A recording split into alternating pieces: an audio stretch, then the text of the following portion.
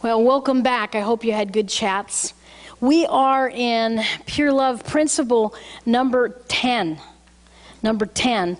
So if you would open up your notes, I'll do the same, to number 10.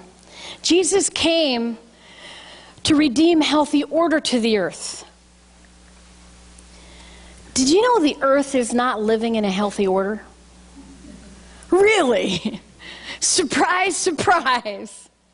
We live in things out of order, and if you do things out of order, it's unhealthy. It's kind of like if we're going to brush your teeth in the morning and you take your toothbrush out, brush it and put it down and then put the toothpaste on. It's out of order. It's not healthy. It's not the way that is best to do it. And the world is out of order because it's upside down from what God intended. Years ago, I'm one of 7 children, my poor mother.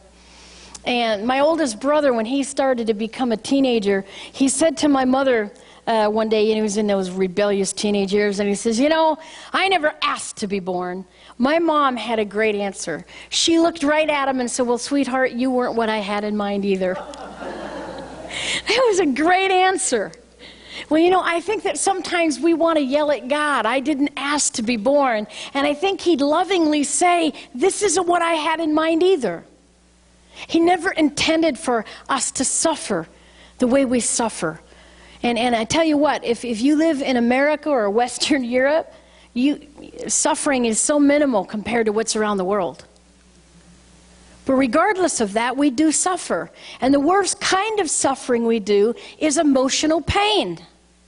If you were to choose between physical or emotional pain, which would you choose? If I could take a magic wand and touch you, and you'd never be frightened or anxious again, who'd want me to? Because we live in a world of anxiety. Maybe you deal with a lot of frustration and anger. Who wants to be touched? We weren't designed to live there, and yet it's where we're living. And Jesus came to redeem healthy order to the earth. Number 1, healthy order means priorities are in the right order, which is being to do.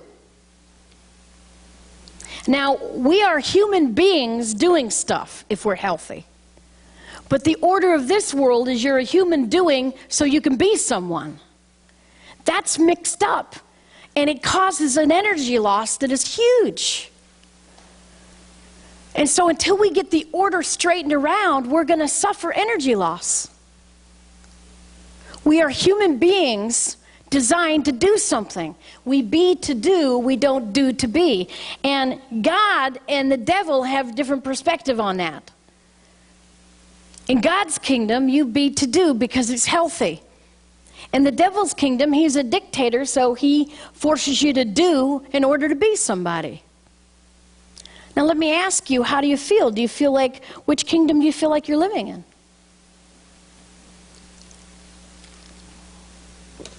What kingdom has your attention? Did you notice at home you behave differently than when you're out? Oh, come on. It's not just me. Come on. Your son has not cleaned his room all day. Your husband has not been home for a week. And you've pleaded with the child now over and over, and he just won't clean the room. And you're getting angrier and angrier as the moment is going, and your voice is being raised, and you're getting mad now. And you're telling him how he should clean his room, and the phone rings, and what do? Hello, how are you? And your kid looks at you like, what happened there? Hello. Why don't I go, what? Because we're afraid of being rejected. That's why. We're two-faced. We put on all day long what we think people want. And we're tired. God never designed us to be fake like that. And the tragedy is, it means you can't have real deep relationships. You get to have Facebook relationships, and I won't go any further than that.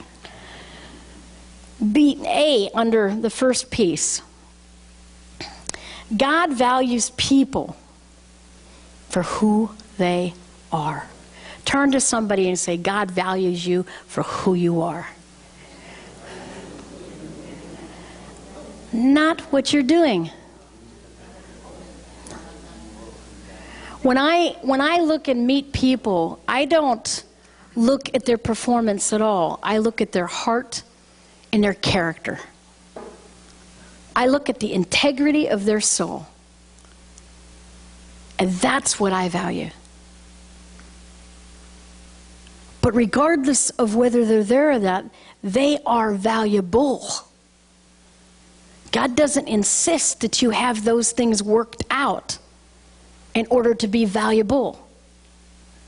We often take what we value and we project it on people and say, you have to have this or you're not valuable.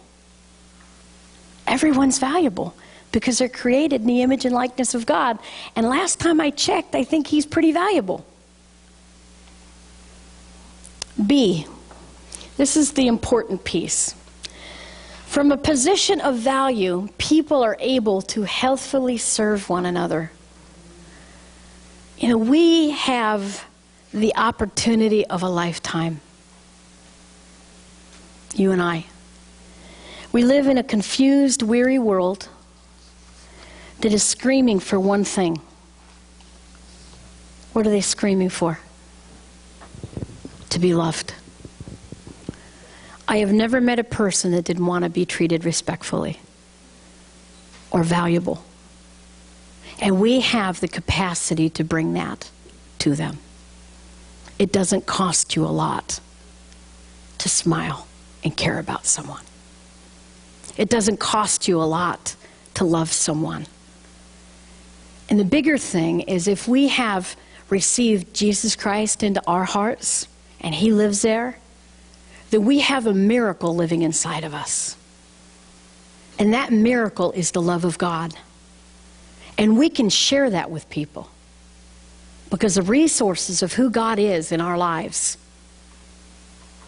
We can love people as they're worthy to be loved and believe in them as they're worthy to believe. There's a friend of mine, her name is Sandy Olbrich, and she wrote a song. In fact, it's the opener of the DVD series that we're taping is what we're going to use because the song so touched me. And I want to read just a piece of it. Well, I've been down the lonely road. I've seen the hearts and wounded souls.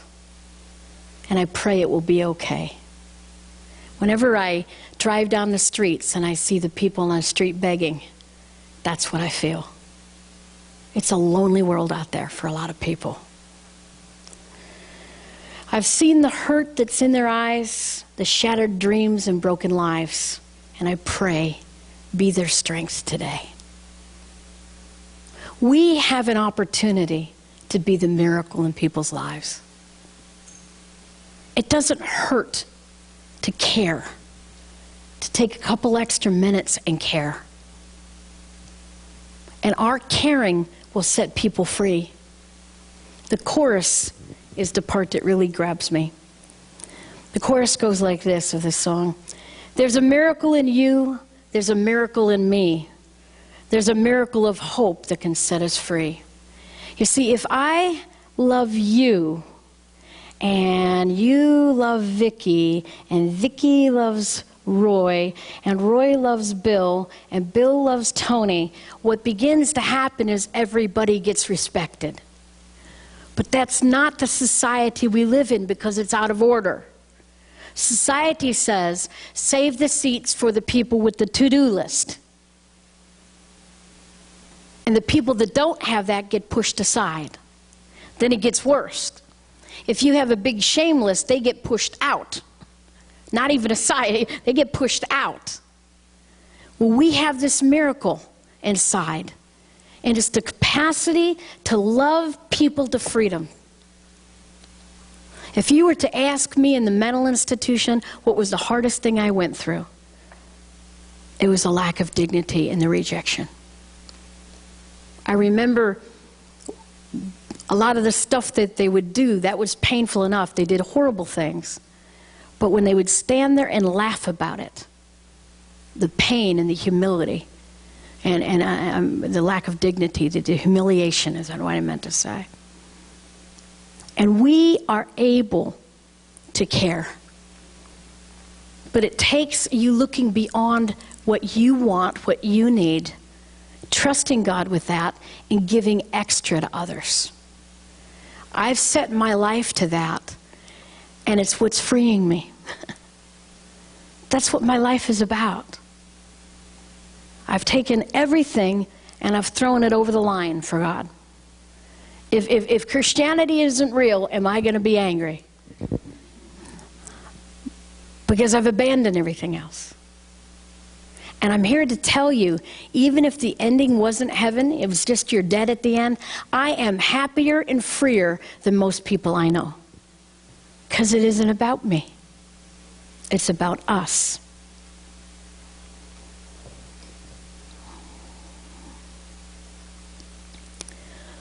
What I want you to walk away from pure love with is not a sense of, I have to get to the clean water, but I'm invited to the clean water. I'm invited to this kingdom of freedom and peace. And as we help you with the directions of how to get there, that you make it a journey, and in a journey, you'll recognize that you were designed to bring people with you, to love them as they deserve to be loved. They're valuable, and that's my hope. Let's go to C before I start crying. When we ignore proper order, we perform to be valued. If you don't intentionally make a choice to learn how to be, and from the state of being, do, and it takes both, but in the right order, then you will be destined to live in the kingdom of performance. You can't choose one in between. There isn't the kingdom of God and the kingdom of darkness and your little world. There's one or the other. You're either going to be to do or do to be. And if you don't get that cycle right, you are condemning yourself to the kingdom of darkness. And that's a tragedy, because there is freedom. Number 2, connecting with God means receiving the resources we need to love ourselves and others so we can rest. Years ago, I'm going to share a story with you, but years ago when I was in the mental institution, one of the doctors there raped me continually. I had a lot of abuse up there, and it was horrible. Not a fun place for a 15-year-old kid to be put. And shock treatment and all sorts of stuff. And so years went by, I got out, began to get free, began to get healthy. Time went by, and there was a court trial. And in the court trial, they needed a witness, and the witness they needed was me. Because the person being accused went back to his diary from years earlier and discovered I was with them when he was at the time that he was being accused. In other words, he's being accused of a crime from years ago. He went back to his diary and looked, and I was living at their house when he was supposedly doing this thing. So he went to my parents, said, can she handle the court trial? He said, it's up to her. I got flown in, went to the court trial. So the person doing the accusing now had a problem, because they forgot I lived there. So what do you think the person needed to do to destroy my credibility? Well, it's not too tough. She's schizophrenic and a multiple personality. Hello. So they just stood up and said, she's crazy. She can't testify. Which one's testifying today, dear? You see?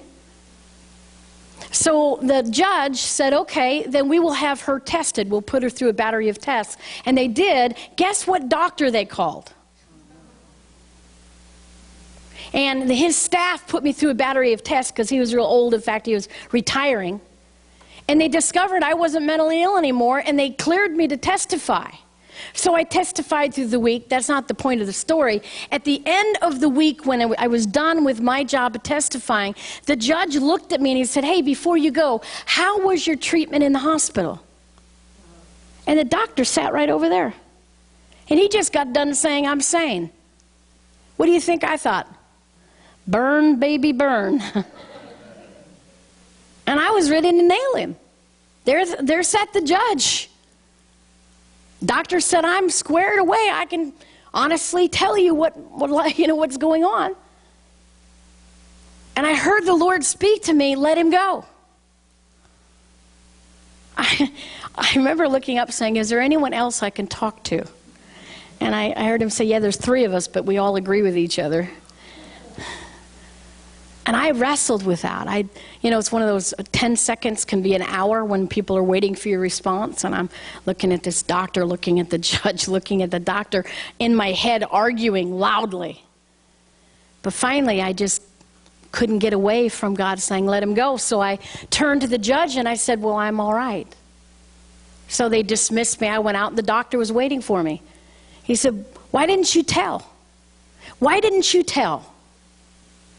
And I said, because I'm okay. He said, what's happened to you? I mean, if I could bottle what's happened to you, I'd be rich. I said, buddy, you need what's happened to me because you're sick. And by the way, you're going to be meeting God on your own soon. You look pretty old now. I'm not going to judge you, but I know who is. And he just stared at me. What happened was he ended up receiving Christ, filled with the Spirit, and died a short time later. What was interesting was I struggled for years with all the abuse of being frightened of men, hating men, and just dealing with insecurities at sleeping. It was gone. You see, when you love people and you live in God's order and priority, you get free. That's how you get free. In my argument, when I was saying to God, why should I let him go? In my argument, I said, but I never did anything. Why would I let him go? And I'm arguing. Well, that was, a long, long time ago. And when that happened, 35 years later, I'm living in Rome with my family. And an old math teacher finds me somehow on the internet. And he and his wife come to visit. And I discovered he knew a lot about my past. And not many people did. My mom and dad, it was kind of the secret. But this guy knew a lot. And so my mom has died. And so I'm asking him questions about my past that I can't figure out. And so I brought up to him, I said, my mom said I tried to kill 2 people. He said, yeah, you did. Ugh. I said, one of them was my mother. He said, yep. I said, do you know who the other one was? He said, yes, I do. I said, could you tell me who it is? He said, no, I won't. I said, why not? He said, well, your mom didn't want you to know, then maybe it's not a good idea for you to know. But I can pester like any 3-year-old can pester their mother. So I bugged him day after day, and finally he said, okay, that was me you tried to kill. I tell you what, talk about a knot in your stomach. I just stared at this guy. I mean, I'd grown to like him. It was really painful. And I said, I'm really sorry about that. What do you say? Could we not mention it to your children? And he said, it's all right. You're forgiven. It's all right. Wasn't you. It's all right. And I finally said, why did you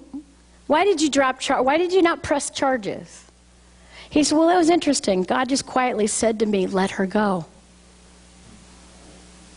So what we don't understand is we want mercy. We want forgiveness. We want grace.